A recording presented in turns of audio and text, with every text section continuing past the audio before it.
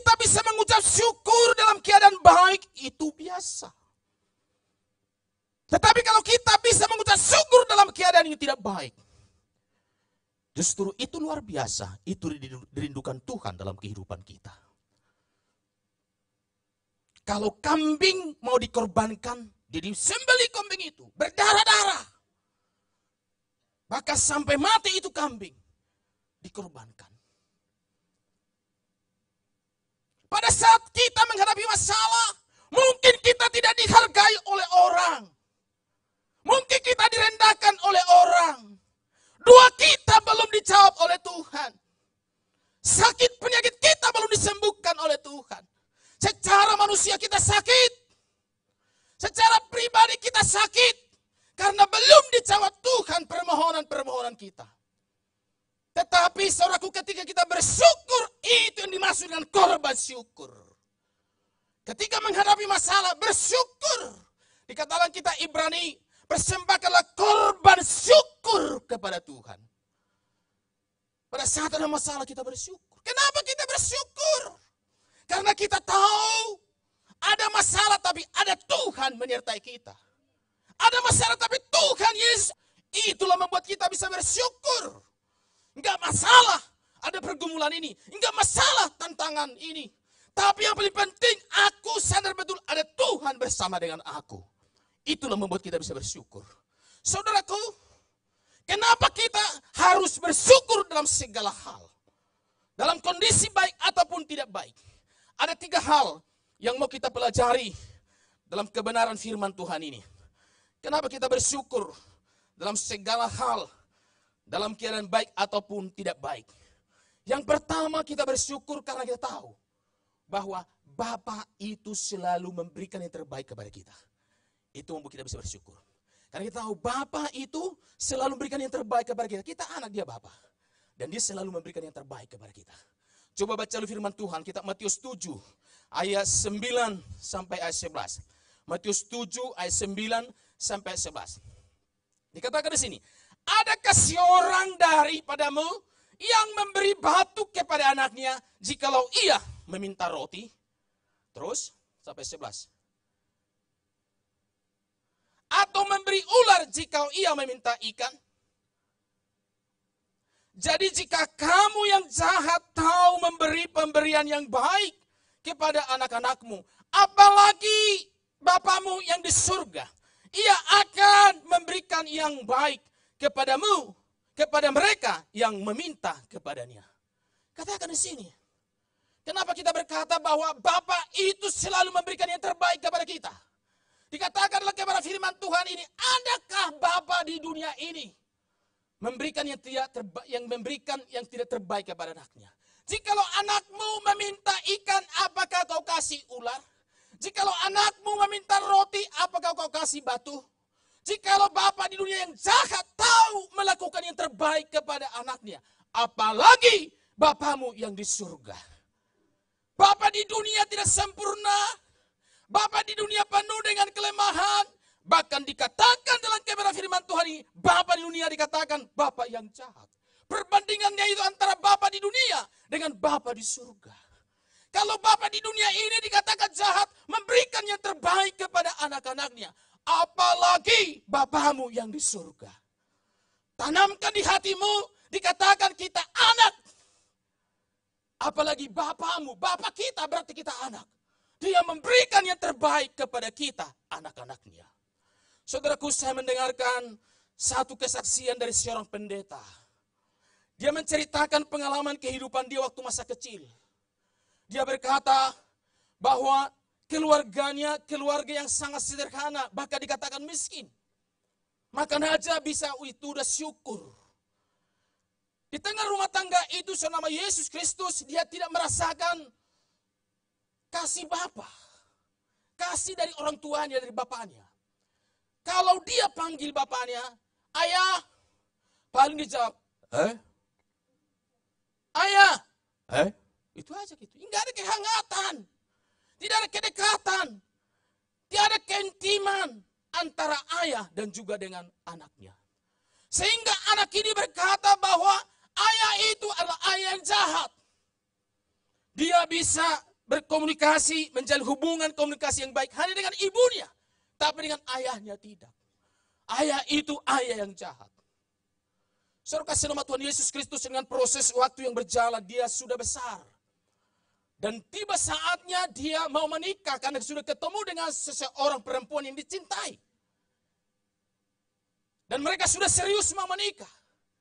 Maka ketemulah orang tua si laki-laki dan juga orang tua si perempuan untuk membicarakan pernikahan mereka. Dan orang tua si perempuan berkata, karena orang tua si perempuan adalah orang kaya.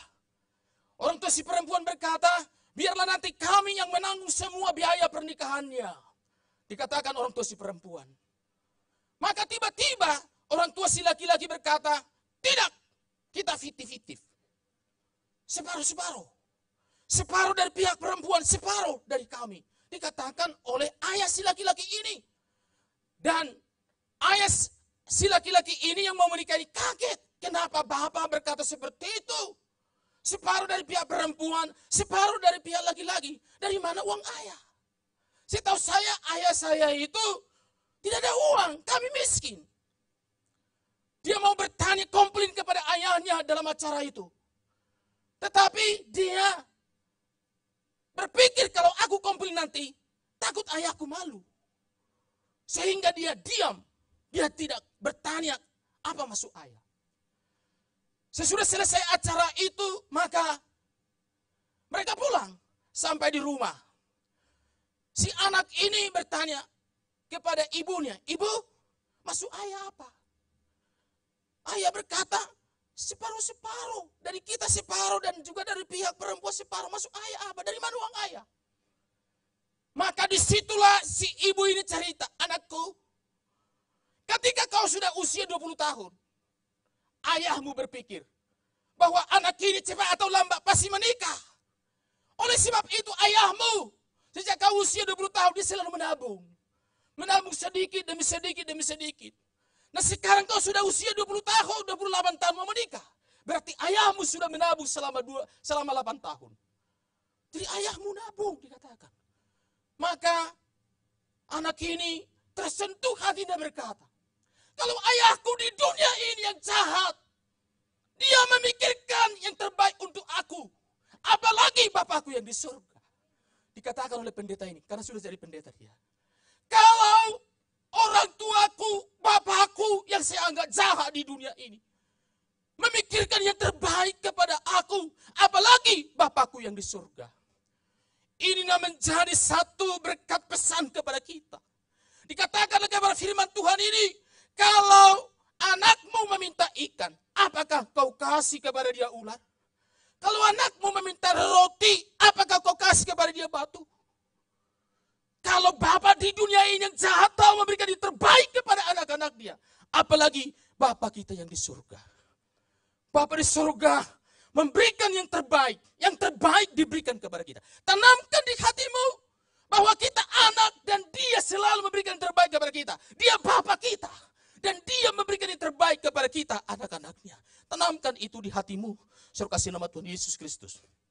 Mungkin kita berkata, Pak Jupen, dikatakan Bapak selalu memberikan yang terbaik, tapi kenyataannya rumah tangga saya ada masalah. Pekerjaan kami bermasalah. Keuangan kami bermasalah. Ada masalah-masalah di tengah rumah tangga kami. Pak Jupen berkata, Bapak di surga selalu memberikan yang terbaik.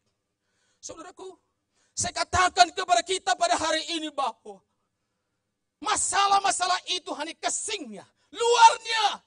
Tapi di dalam masalah itu ada hal yang baik, ada hal yang bagus, ada hal yang sangat bernilai Tuhan sediakan kepada kita.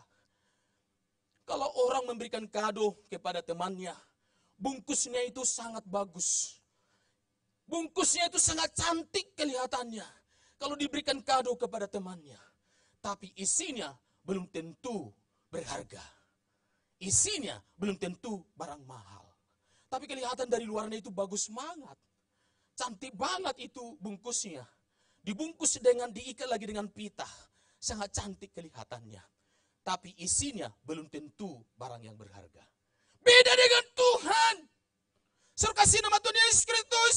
Kelihatan kasihnya luarnya itu penuh dengan masalah. Kita penuh dengan pergumulan.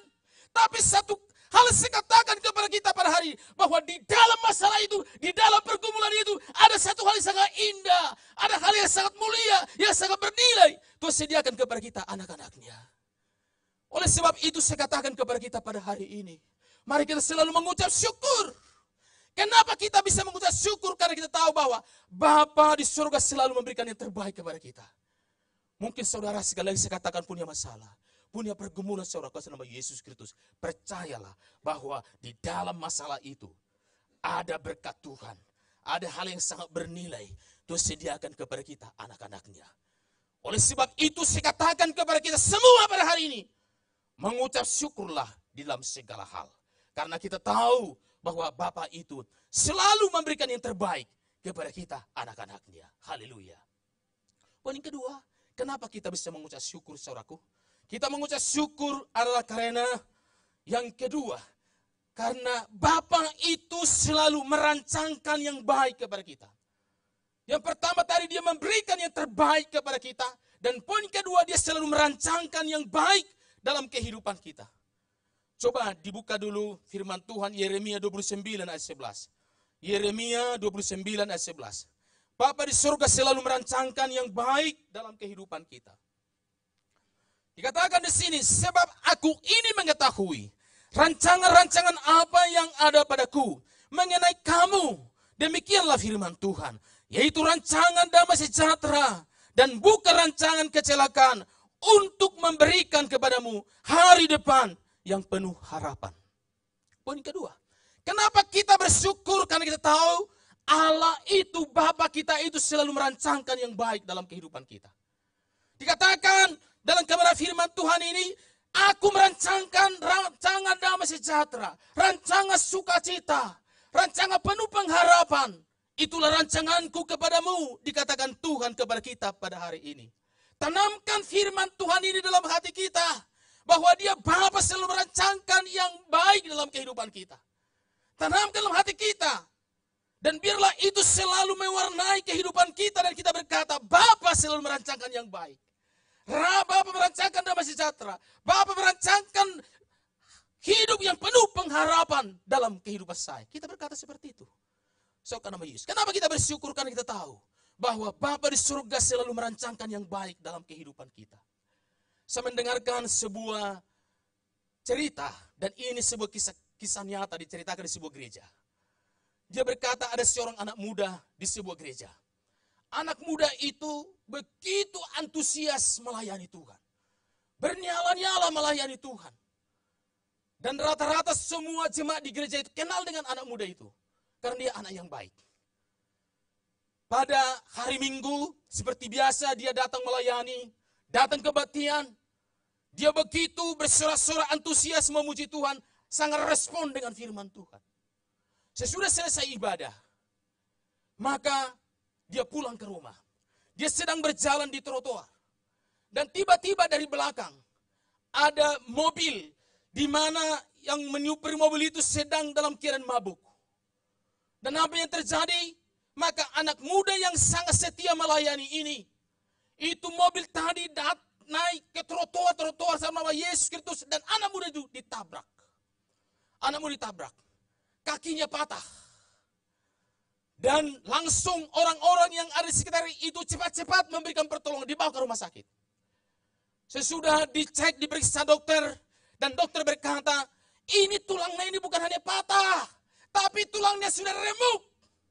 Tidak bisa diobati, ini harus diimputasi. Dikatakan oleh dokter. Ketika dia mendengarkan itu, maka dia berkata, Tuhan, kenapa kakiku harus diimputasi? Bukankah aku sudah melayani Tuhan? Saya begitu berkobar-kobar melayani, apapun tugas yang diberikan di gereja, saya terima itu Tuhan. Saya baru selesai ibadah, dan saya ditabrak oleh mobil ini. Dan dikatakan tulang-tulangku udah remuk dan harus diimputasi. Aku gak terima ini Tuhan. Aku tidak terima ini, dikatakan oleh dia. Dia dirawat di rumah sakit beberapa hari. Dan dia sudah bisa pulang. Sampai di rumah jemaat berdatangan menguatkan dia. Dikuatkan, dihibur dia. Tapi anak muda berkata, saya tidak bisa terima ini. Tuhan, kenapa dia lakukan itu sama saya? Saya nggak mau terima ini. Berdatangan jemaat, tetap dia tidak bisa menerima kenyataan itu. Dikuatkan, dihibur dia, dan dia berkata, aku nggak bisa terima. Kenapa sampai begini Tuhan, kakiku harus diimputasi. Dikatakan oleh dia. Ayahnya berkata, nak, ayah nanti akan cari kaki palsu supaya kau bisa jalan. Dikatakan kepada anaknya itu. Maka ayahnya membeli kaki palsu kepada dia. Dia sudah bisa jalan. Tetapi tetap dia kecewa dengan Tuhan. Dia tidak mau ke gereja. Dia kecewa dengan Tuhan. Sampai suatu ketika Roh Kudus bekerja dalam kehidupan itu anak. Dan kesudah Roh Kudus bekerja, dia datang ke gereja. Dia kebaktian seperti biasa. Dia memuji Tuhan, memuliakan Tuhan. Dan kebetulan pada hari itu ada seorang pendeta sedang berkhotbah dan berkata, siapa dari antara jemaat ini yang bisa diutus ke Afrika untuk memberitakan Injil? Dikatakan kepada jemaat.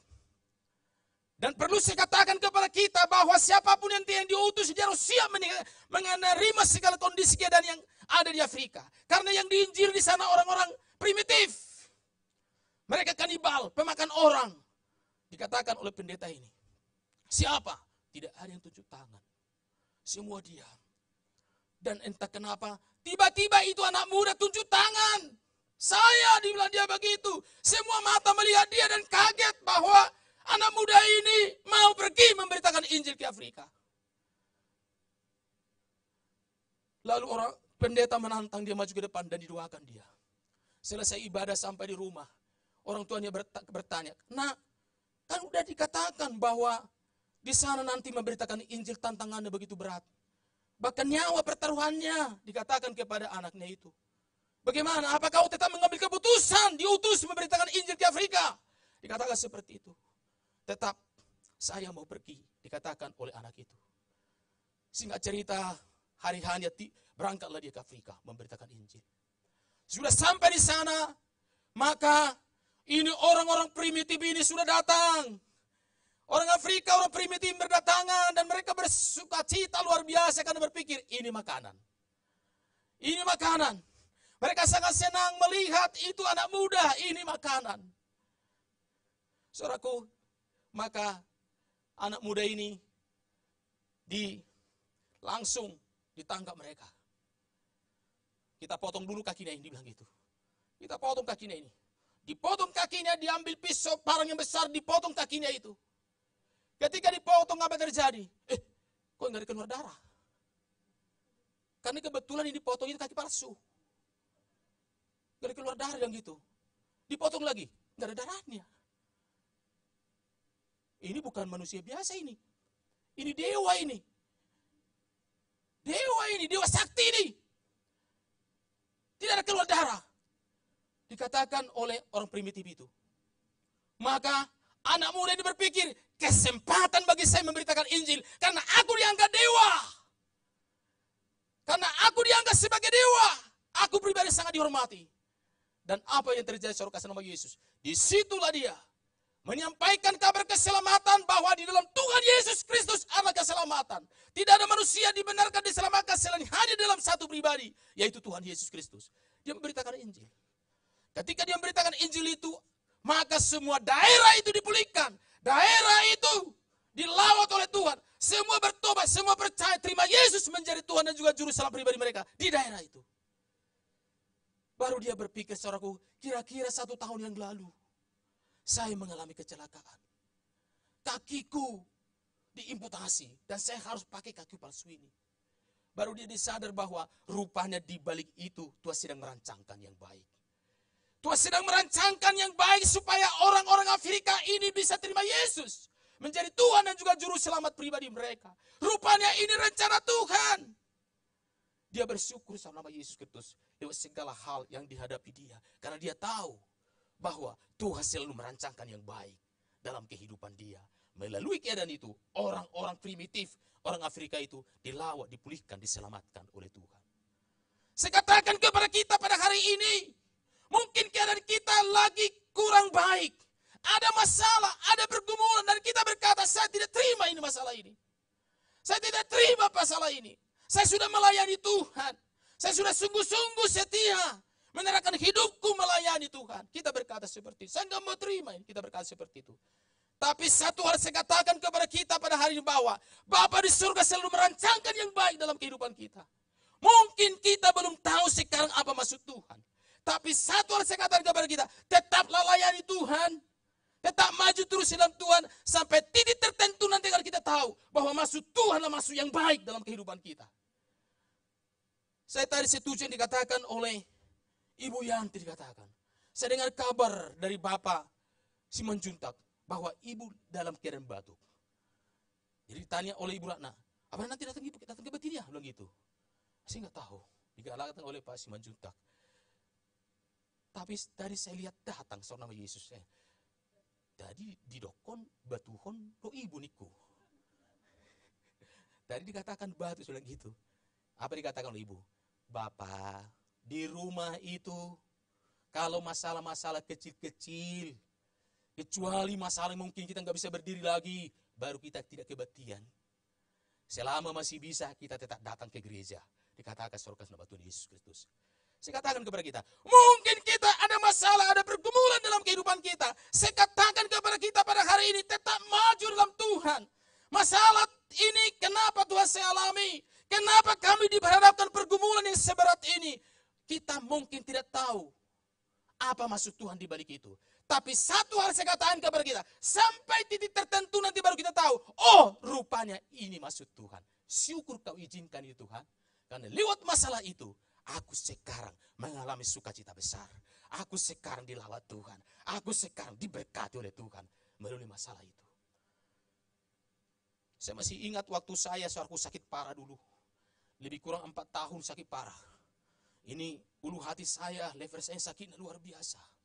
Sewaktu-waktu pendarahan, keluar darah dari hidung, keluar darah dari mulut.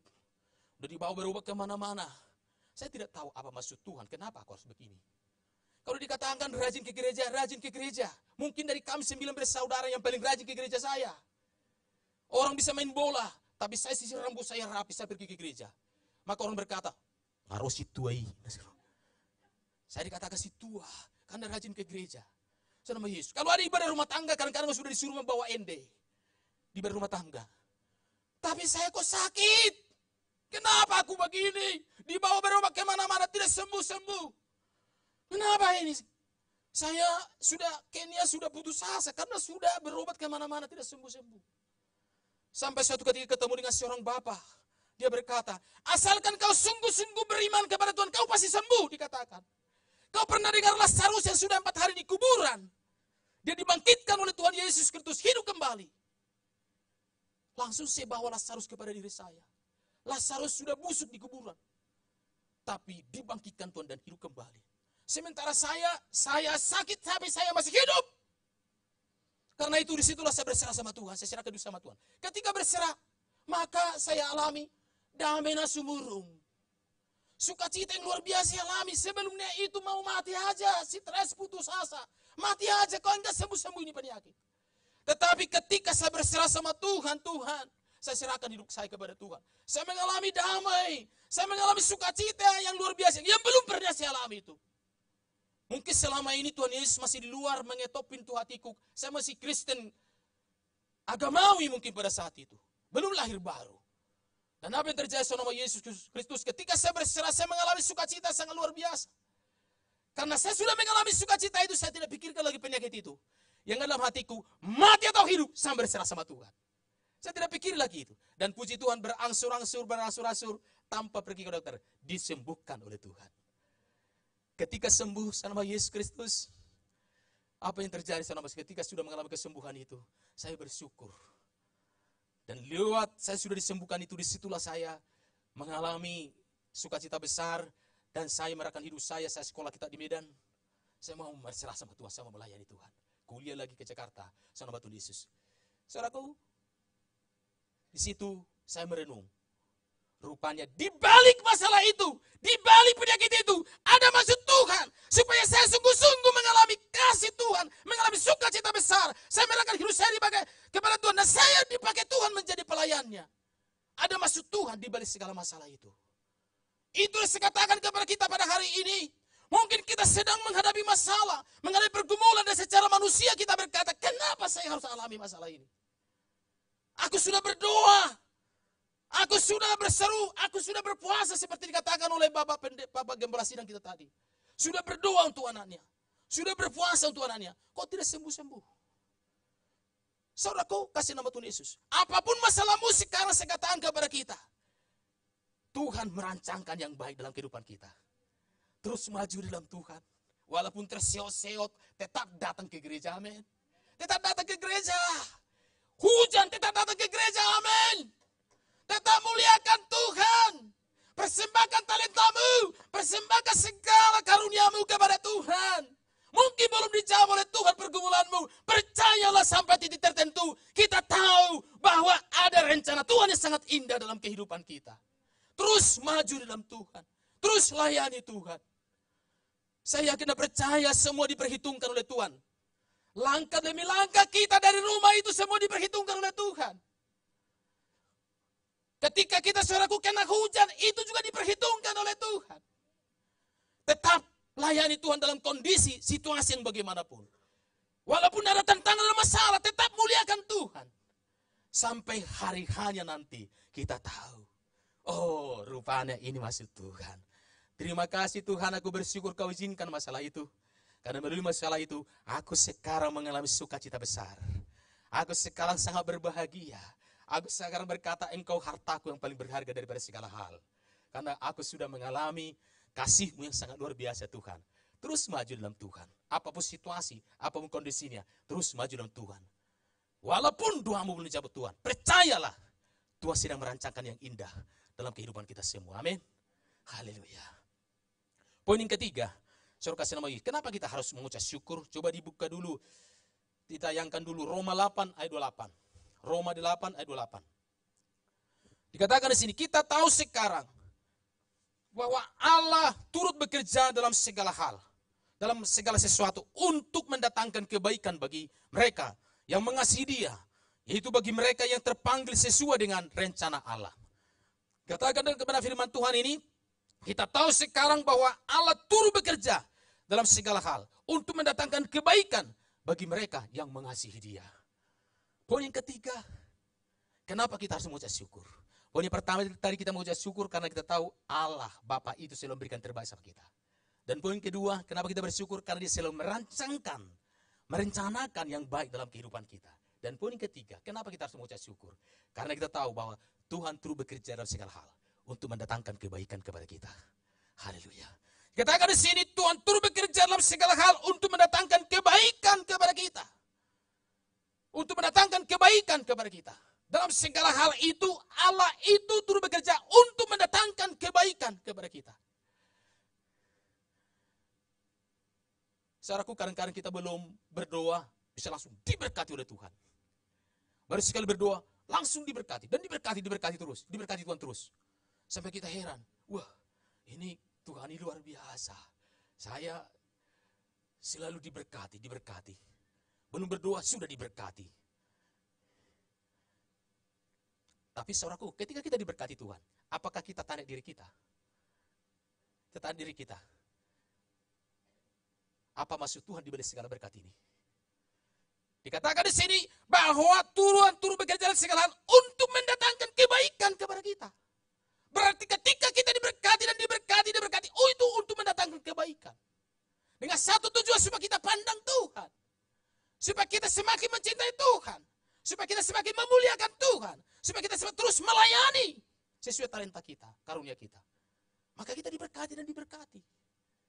Tapi kadang-kadang sesudah diberkati sama nama Tuhan Yesus Kristus, terlena dengan berkat itu. Sehingga apa yang terjadi? Dulu semangat melayani, tidak lagi semangat melayani. Antusias, tidak lagi antusias. Sudah seperti biasa-biasa. Sudah benar-benar fokusnya itu adalah kepada berkat-berkat yang diberikan oleh Tuhan itu. Saudaraku, sampai saat ketiga, diizinkan Tuhan, diizinkan Tuhan, ada masalah. Baru dia kembali dia pandang Tuhan. Oh Tuhan, ampun. Selama ini aku diberkati, tapi aku sudah fokus dengan berkat-berkat itu. Sekarang aku pandang Tuhan. Aku mau memuliakan Tuhan. Aku mau lebih lagi setia menyerahkan hidupku kepada Engkau Tuhan. Haleluya.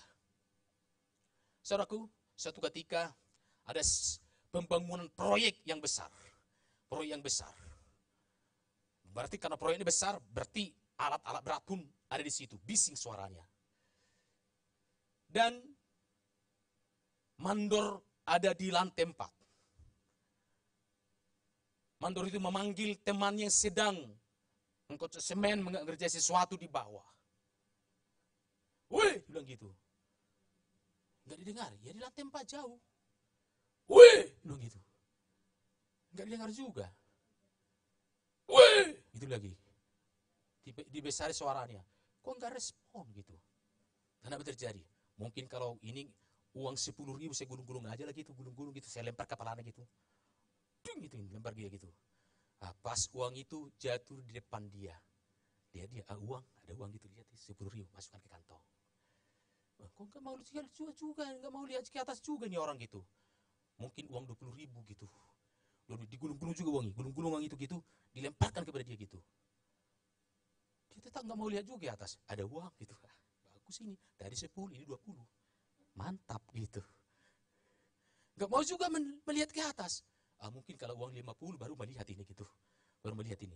Jadi gulung-gulung lagi uang itu, maka dilemparkan ke bawah gitu. Langsung ada uang itu di depan dia. Dia ambil dia gitu. Syukur, ini tadi uang 10, 20, sekarang uang 50. Mau lihat godang. Ini kan dimasukkan lagi ke kantong dia uang itu. Tapi tetap dia nggak mau lihat ke atas. Mungkin harus uang 100.000 gitu.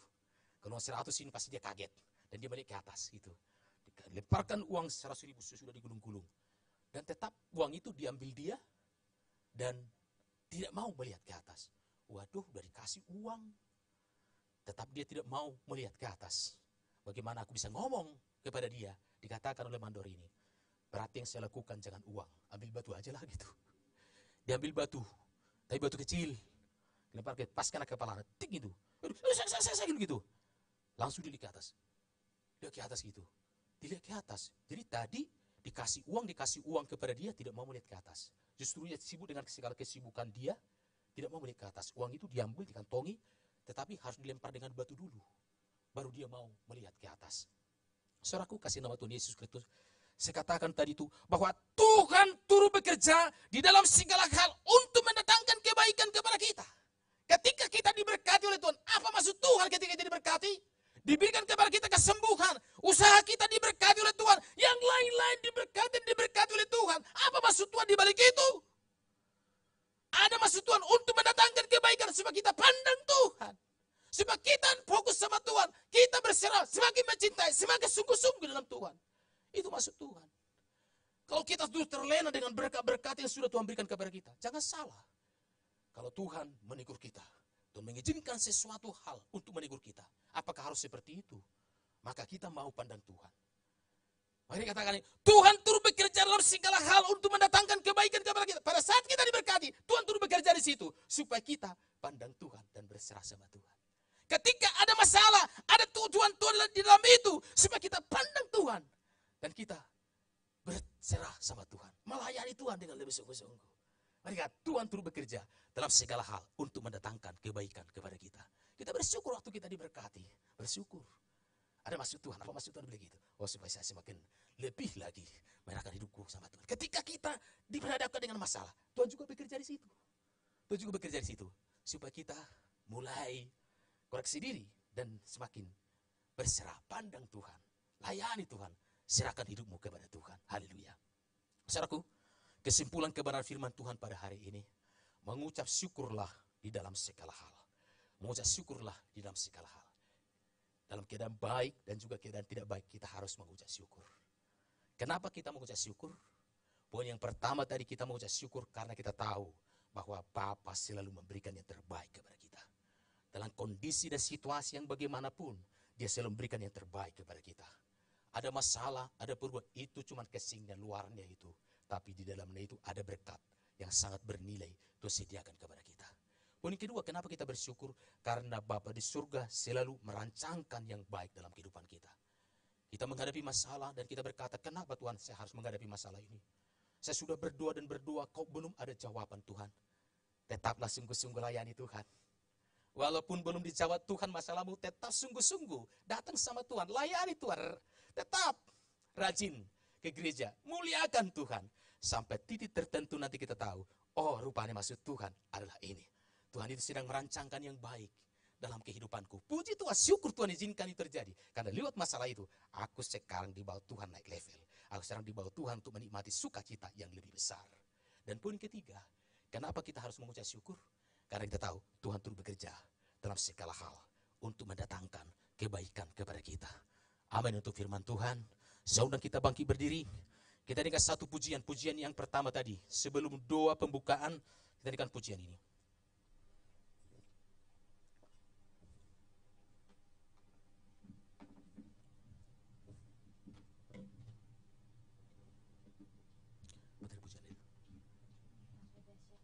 Oke, baik. Betapa dahsyat Engkau Tuhan. Tuhan itu sangat dahsyat dalam kehidupan kita. Dia pribadinya sangat sayang dengan kita sebagai anak-anaknya. Dia selalu memberikan yang terbaik. Dia merancangkan yang baik. Apapun keadaanmu, Dia terus bekerja di situ untuk mendatangkan kebaikan kepada kita. Betapa dahsyat Engkau Tuhan. Terima kasih Tuhan. Terima kasih Yesus. Haleluya. Kami mau bersyukur dalam segala hal. Dan kondisi baik atau tidak baik, kami bersyukur karena kami tahu ada Tuhan bersama kami. Ada Yesus bersama-sama dengan kami. Pusat ucapan syukur, pusat sukacita kami adalah Tuhan yang selalu bersama kami. Engkau betapa dahsyat dalam kehidupan kami Bapa. Haleluya. Betapa dahsyat Engkau Tuhan, Pencipta segala yang ada. Dulu sekarang sampai selamanya. Hanya Engkau Tuhan. Tak terselami pikiranmu, Tak terselami pikiranmu, tak terukur panjang setiamu. Dulu sekarang sampai selamanya. hanya Engkau Tuhan. Hanya Engkau Tuhan. Ku sembah Engkau Yesus, hanya Engkau Allah di hidupku. Tiada yang lain, Tiada yang lain, hanya Kau, hanya Engkau Tuhan selamanya. Kau tetap Allah, walau dunia semua bergoncang, tak tergoyahkan. Kau tetap akan ku sembah Allah. Engkau Allah. Haleluya. Sembah Engkau Yesus, hanya Engkau Allah di hidupku. Tiada yang lain, Tiada yang lain, hanya Kau, hanya Engkau Tuhan selamanya. Tetap Allah, walau dunia semua bergoncang, tak tergoyahkan. Kau tetap sekali lagi katakan ku sembah Engkau Yesus.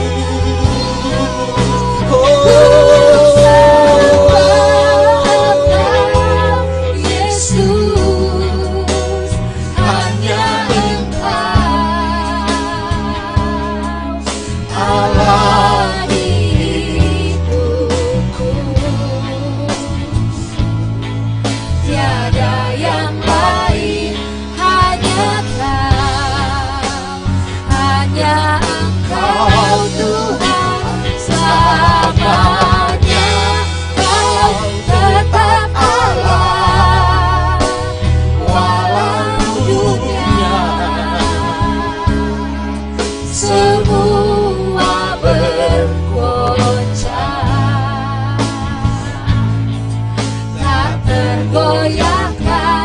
Kau tetap Allah.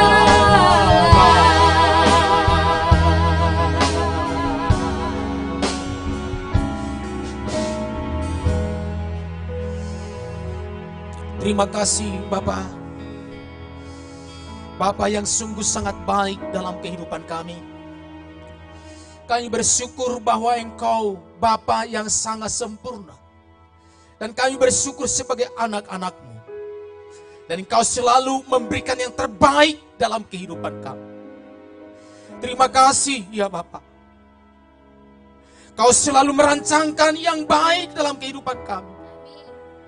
Terima kasih ya Bapa yang sungguh sangat baik.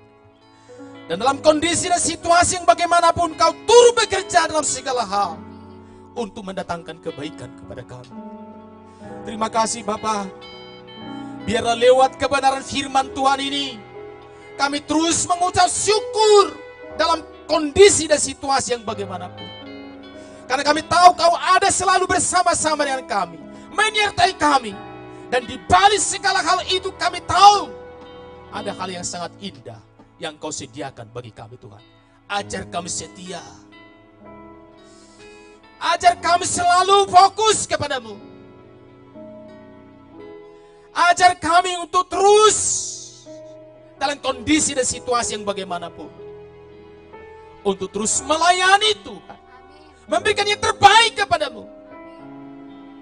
Karena kami tahu Engkau pribadi yang menyertai dan Engkau pribadi yang pastinya memberikan yang sangat terbaik dalam kehidupan kami Tuhan. Terima kasih Bapa. Hamba berdoa pada hari ini kalau ada jemaat yang hari ini datang dengan keadaan sakit. Kami mengimani firman-Mu yang berkata 1 Petrus 2:24, oleh bilur-bilur-Mu kami telah sembuh. Saya berkata pada hari ini, ada jemaat yang sakit, mari angkat tanganmu. Saya akan berdoa. Ada jemaat yang sakit, angkat tanganmu. Haleluya. Haleluya. Puji Tuhan, ada beberapa orang yang mengangkat tangannya. Dan saya akan berdoa pada hari ini. Di dalam nama Tuhan Yesus Kristus. Oleh kuasa bilur-bilur Tuhan Yesus. Saya berkata pada hari ini, semua jemaat yang mengangkat tangan, pada hari ini segala sakit penyakit saya tolak, saya usir dari tubuhnya. Dan aku berkata pada hari ini, oleh kuasa bilur-bilur Tuhan Yesus Kristus, semuanya telah sembuh dalam nama Yesus. Telah sembuh, telah sembuh, telah sembuh dalam nama Tuhan Yesus Kristus.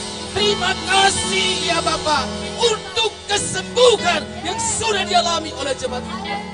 Terima kasih Tuhan, terpuji kami. Kami percaya Tuhan, apapun masalah kami datang beribadah hari ini. Semua kami sudah diberkati oleh Tuhan. Dalam nama Tuhan Yesus kami berdoa bersyukur. Haleluya. Amin. Silakan duduk saudaraku.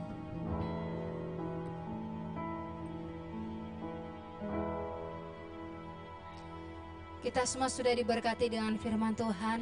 Puji Tuhan. Saatnya kita akan memberikan persembahan yang kedua bagi Tuhan. Dan juga persembahan perpuluhan serta ucapan syukur milik Tuhan. Mari Bapak Ibu Kakak semua masukkan ke dalam amplop yang sudah tersedia di warta jemaat. Dan mohon kesediaan Bapak Ibu Kakak semua untuk berjalan ke depan dan mengantarkannya, memasukkannya ke dalam kotak-kotak persedia. Kotak-kotak persembahan yang sudah disiapkan di hadapan kita semua. Silakan memberi, Tuhan Yesus pasti memberkati taburan kita semua. Sambil mengantarkan persembahan kita akan melihat juga tayangan atau slide pengumuman-pengumuman penting seputar warta jemaat di GKRI Cemerlang. Silakan.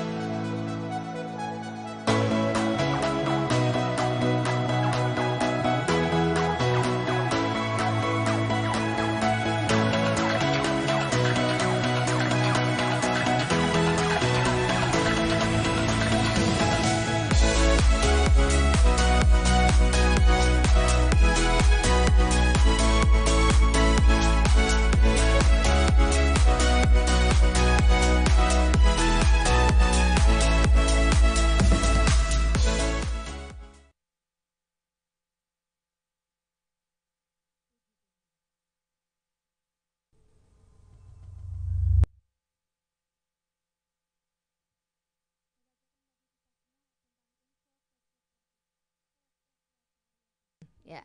Bagi jemaat yang membutuhkan pelayanan sekretariat dan administrasi dapat menghubungi Ibu Tini di ruang sekretariat pada hari Jumat dan Sabtu, atau silakan menghubungi ke nomor handphone yang sudah tersedia. Untuk pelayanan lainnya bisa menghubungi Bapak Gembala Sidang di nomor handphone yang tertera, juga pelayanan anak sekolah minggu, pelayanan doa dan diakonia, pelayanan ibadah raya serta kerohanian. Bapak Ibu semua bisa menghubungi di nomor telepon yang sudah tertera pada layar berikut ini. Persekutuan wanita. Shalom ibu-ibu PW yang terkasih, menginfokan bahwa ibadah PW Junior yang akan diadakan pada hari ada ibadah PW Junior yang akan diadakan pada hari Sabtu 19 November 2022. Bertempat di rumah Ibu Siska Butar-Butar jam 11 WIB. Pembicara adalah Bapak Pendeta Jupe Nenggolan, WL-nya Ibu Wiwit. Dimohon kehadiran ibu-ibu PW Junior untuk sharing bertumbuh bersama tentang kebenaran firman Tuhan. Terima kasih, Tuhan Yesus memberkati kita semua. Informasi baptisan. Pertemuan Gembala Sidang dengan jemaat yang akan dibaptis setiap usai ibadah dilaksanakan pada hari ini tanggal 13 November 2022. Untuk formulir dapat menghubungi Ibu Tini Manurung. Info Natal dan Tahun Baru. Akan ada ibadah Natal dan Tahun Baru yang diadakan pada hari Minggu tanggal 25 Desember jam 10 pagi. Dan tahun baru pada Sabtu 31 Desember jam 22 malam untuk ibadah tahun baru ya. Jangan lupa ajak saudara, teman, kerabat, famili kita semua untuk menghadiri ibadah Natal dan tahun baru kita di tahun ini. Info Natal dan tahun baru berikutnya, Shalom keluarga Cemerlang, berikut info pemasukan keuangan ibadah Natal dan Tahun Baru dengan biaya yang dibutuhkan sebesar 21 juta rupiah. Jumlah dana yang sudah terkumpul 10 juta, berikan tepuk tangan buat Tuhan. Total kekurangannya masih ada 11 juta. Bagi keluarga Allah yang rindu menabur di ladang Tuhan, dapat mentransfer ke nomor rekening BCA atas nama Rachel Priscilla di 6030824588. Terima kasih, Tuhan memelihara kita gerejanya. Ya, Bapak Ibu terkasih, demikian tadi info-info penting seputar warta jemaat keluarga Cemerlang. Kita percaya gereja kita akan terus dipelihara oleh Tuhan, amin. Untuk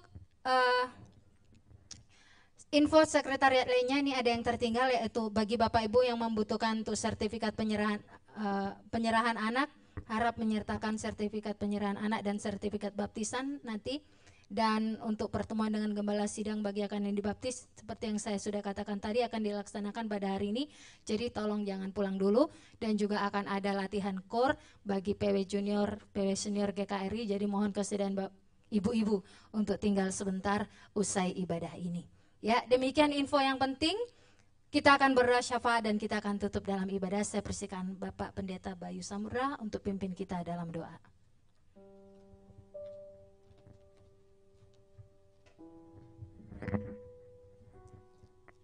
Iya, puji Tuhan kita sudah diberkati oleh ibadah pada hari ini 13 November 2022. Saatnya kita akan akhiri. Saya undang jemaat Tuhan untuk bangkit berdiri bersama-sama. Kita akan masuk dalam pokok-pokok doa. Mari kita bersatu dalam doa. Bapa Sorgawi, dalam nama Tuhan Yesus kami sungguh bersyukur kalau Roh Kudus sudah melibatkan kami sebagai tubuh Kristus untuk menikmati hadirat-Mu melalui pujian, penyembahan, doa, kesaksian, dan juga penyampaian firman Tuhan. Kami bersyukur Tuhan untuk setiap pribadi yang sudah Engkau karuniai kepercayaan untuk melayani Tuhan. Baik yang di depan maupun yang di belakang, yang nampak maupun tidak nampak. Biarlah pelayanan gerejawi yang sudah Engkau percayakan ini dan urapan melayani yang sudah Engkau berikan ini membuat setiap pelayan-pelayan-Mu ini mengingat untuk menyerahkan segala kemuliaan hanya bagi Yesus Tuhan. Secara khusus kami juga berdoa buat hamba-Mu Pendeta Jupai Nenggolan yang sudah menyampaikan isi hati-Mu Tuhan, mengucap syukur di dalam segala hal. Terima kasih, biarlah kasih Kristus yang sempurna, urapan Roh Kudus yang senantiasa baru, terus memenuhi hamba-Mu ini sekeluarga, termasuk pelayanannya di Pos PI Keluarga Cemerlang di Depok. Biarlah jemaat Tuhan di Pos PI Depok sana terus dilimpahi dengan berkat-berkat jasmani, terlebih berkat-berkat rohani, sukacita, damai sejahtera, dan juga roh yang menyala-nyala untuk terus melayani Tuhan dengan setia. Kami juga berdoa untuk hamba-Mu, Bapak dan Ibu Gembala kami, GKRI Keluarga Cemerlang. Biarlah kesehatan dan kekuatan ilahi terus tercurah dari sorga, dari tempat yang maha tinggi. Semakin diberkati untuk menjadi berkat, membawa dan menuntun sebanyak mungkin orang kepada pengenalan akan Kristus Yesus. Dan juga menolong jemaat Tuhan khususnya di tempat ini untuk semakin bertumbuh di dalam kasih karunia-Mu. Kami berdoa untuk tim panitia Natal dan Tahun Baru 2023 GKRI Keluarga Cemerlang yang diketuai oleh Saudara Owen Simanjuntak. Kami bersyukur bahwa Engkau pasti akan menolong, Engkau pasti akan berkarya. Kami percaya bahwa panitia ini dapat berkomunikasi, bekerja sama dan berkoordinasi dengan baik dalam kesatuan roh.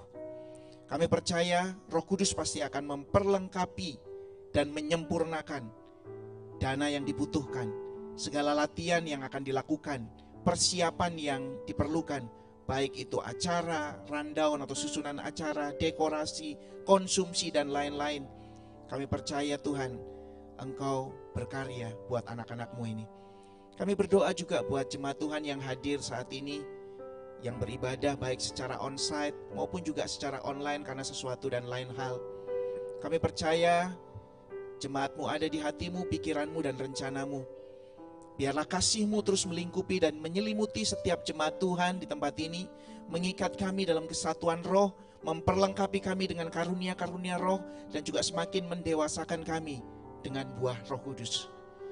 Kami juga serahkan bangsa dan negeri kami tercinta Indonesia di dalam otoritas dan rencana Tuhan yang pastinya terbaik buat negeri ini, khususnya menjelang Pilpres dan Pilkada tahun 2024. Biarlah roh takut akan Tuhan menguasai pemimpin-pemimpin negeri ini, baik yang duduk di lembaga eksekutif, legislatif, yudikatif, TNI dan Polri, serta pimpinan-pimpinan partai. Tuhan, kami percaya lewat koalisi-koalisi nanti yang akan terbentuk, lewat bakal capres dan cawapres yang akan diusung, dan paling lambat sudah harus diserahkan ke KPU bulan September tahun 2023 tahun depan. Kami percaya semua persiapan dan pelaksanaannya akan berjalan dengan baik, lancar, jujur, aman, terkendali. Indonesia ada di hati-Mu Tuhan. Biarlah Injil, berita sukacita, kabar baik, kesukaan yang besar itu masih bisa terus diberitakan oleh gereja-gereja Tuhan, oleh GKRI Keluarga Cemerlang, gereja Tuhan di Jakarta, gereja Tuhan di Indonesia, bahkan di seluruh dunia ini. Sehingga lebih banyak lagi lutut akan bertelut dan lidah akan mengaku bahwa memang Yesus Kristus adalah satu-satunya juru selamat dan Tuhan. Inilah doa kami yang terbatas dan sederhana yang kami panjatkan hanya di dalam nama Tuhan kami Yesus yang sudah mengajar kami berdoa. Bapa kami yang di sorga, dikuduskanlah namamu, datanglah kerajaan-Mu, jadilah kehendak-Mu di bumi seperti di sorga. Berikanlah kami pada hari ini makanan kami yang secukupnya, dan ampunilah kami akan kesalahan kami, seperti kami juga mengampuni orang yang bersalah kepada kami. Dan janganlah membawa kami ke dalam pencobaan, tetapi lepaskanlah kami daripada yang jahat. Karena Engkaulah yang mempunyai kerajaan dan kuasa dan kemuliaan sampai selama-lamanya. Amin. Bersama gereja Tuhan di segala abad dan tempat di muka bumi ini, mari kita meletakkan tangan kanan kita di dada dan mengucapkan pengakuan iman rasuli bersama.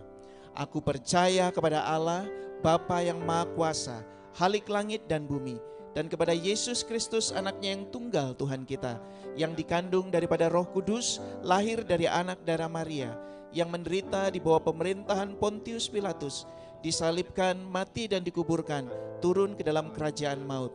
Pada hari yang ketiga bangkit pula dari antara orang mati, naik ke sorga, duduk di sebelah kanan Allah, Bapa yang Maha Kuasa, dan akan datang dari sana untuk menghakimi orang yang hidup dan yang mati.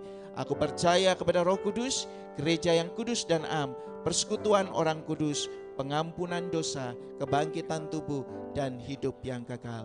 Amin. Doksologi.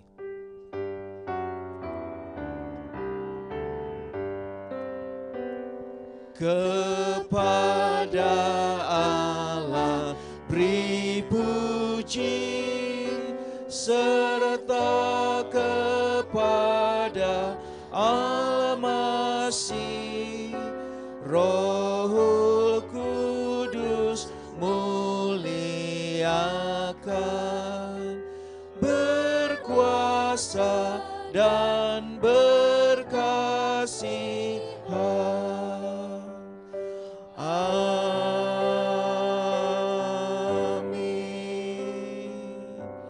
Mari jemaat Tuhan, kekasih-kekasih Kristus, arahkan hati dan pikiranmu kepada Sang Mempelai Pria, Kepala Gereja yang sejati, Gembala Agung yang baik, yang siap setia menuntun dan mengawal kita sepanjang tahun 2022 ini dan seterusnya.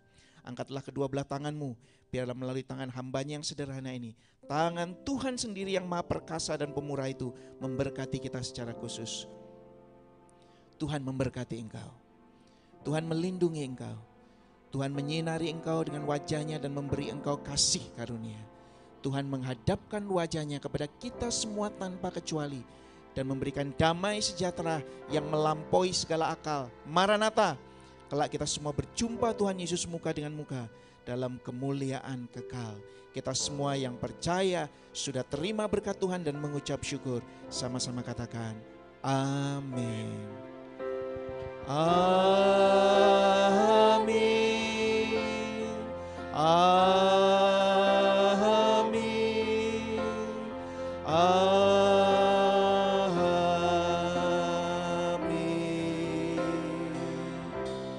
Ibadah selesai, jemaat dipersilakan untuk duduk.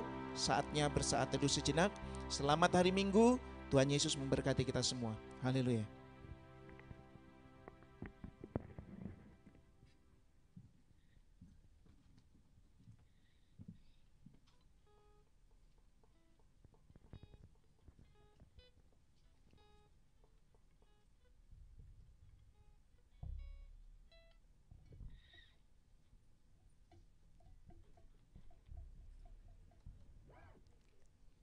Sampai bertemu kembali Bapak Ibu Saudara Kakak semua di tempat ini pada hari Minggu depan jam 10 pagi. Kasih Allah tidak berkesudahan bagi kita semua. Tuhan Yesus memberkati.